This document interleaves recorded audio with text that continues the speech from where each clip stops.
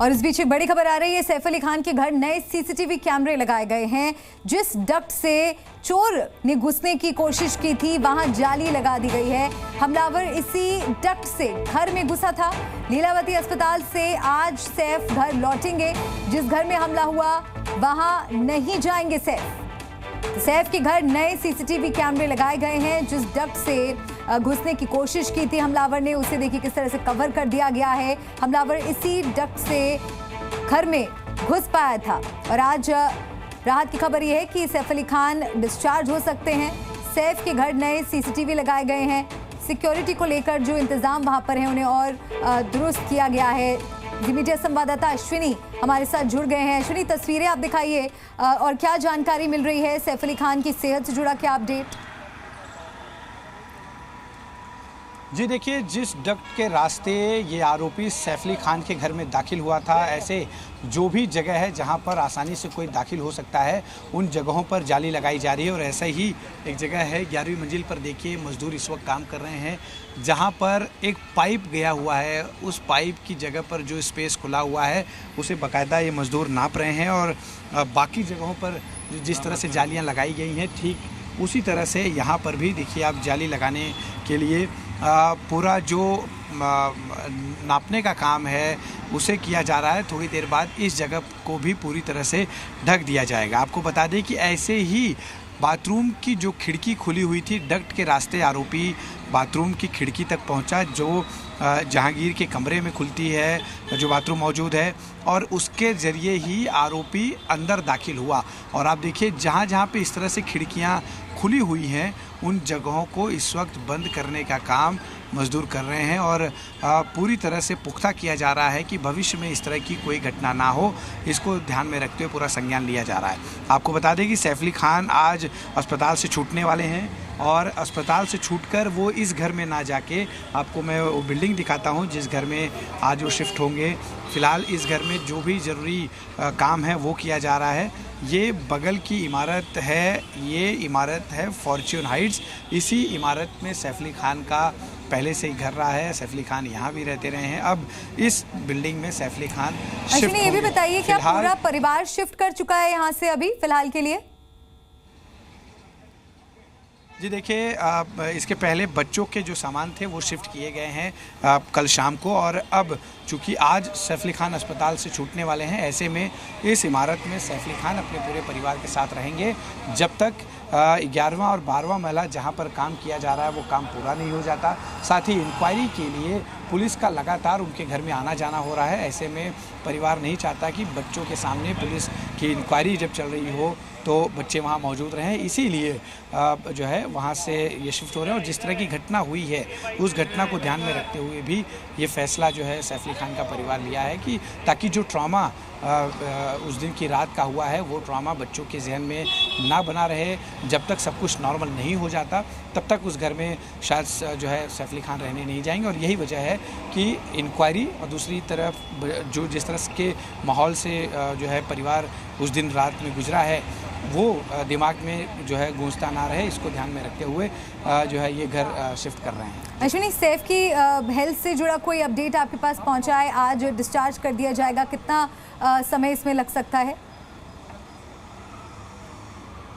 जी देखिए, अभी उनकी तबीयत काफ़ी अच्छी है और इसको फैसला जो है डॉक्टर ने 10 बजे उन्हें देखा तो उन्होंने ये एक सजेशन दिया है कि वो डिस्चार्ज हो सकते हैं। हालांकि अभी तक डिस्चार्ज पर फाइनल जो है फैसला नहीं लिया गया है, लेकिन बहुत ज़्यादा मुमकिन है कि 2 बजे तक सैफ अली खान डिस्चार्ज हो सकते हैं। जो कागजी कार्रवाई है वो शुरू जो है हो जाएगी थोड़ी देर में।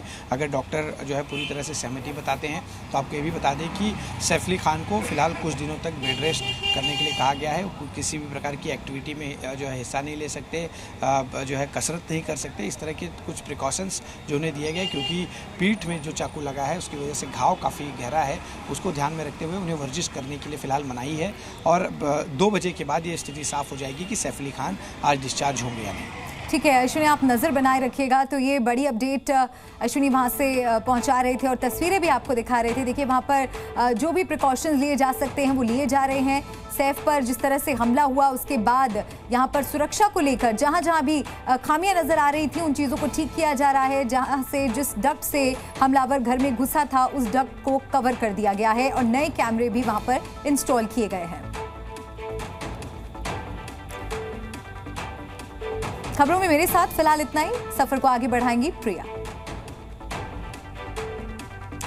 बहुत शुक्रिया मलिका। नमस्कार, बहुत स्वागत आप सभी का जी न्यूज पर। आपके साथ मैं हूं प्रिया। बात करेंगे संभल की।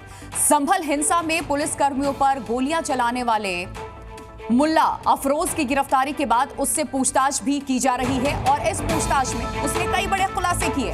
जो बड़ी खबर है वो जान लीजिए आप। मुल्ला अफरोज ने खुलासा किया है पुलिस को निशाना बना करके गोली चलाई गई थी। संभल में जो हिंसा हुई थी उसमें ये बड़ा अपडेट, बड़ी खबर सामने आ रही है जिसमें पुलिस को टारगेट करके गोलियां चलाई गई थी। लेकिन ये 2 मुस्लिम युवकों को लग गई। जो गोलियां चलाई गई थी पुलिस को टारगेट करके वो गलती से 2 मुस्लिम युवक को लग गई जिससे वो मारे गए थे। अफरोज शारिक साठा गैंग का गुर्गा है और इस गैंग को शारिक दुबई से ऑपरेट करता है। ये जानकारी भी सामने आई है पूछताछ में। और संभल में हिंसा फैलाने के लिए भी उसको दुबई से कॉल आया था और हथियार भी सप्लाई किए गए थे इसे। तो मुल्ला अफरोज संभल का ही रहने वाला है और उसके पास से पुलिस को 32 बोर की एक पिस्टल और पुलिस से लूटे गए कारतूस भी बरामद हुए हैं।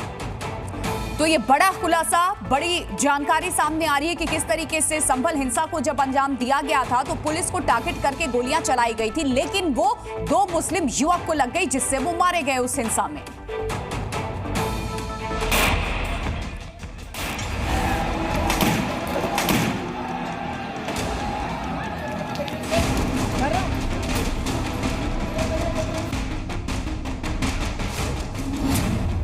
नाम मुल्ला अफरोज, दाऊद का गुर्गा, हथियारों का तस्कर। आरोप संभल में पुलिस पर गोलियां चलाई, संभल में दंगा भड़काया, गोली से 2 लोग मारे गए।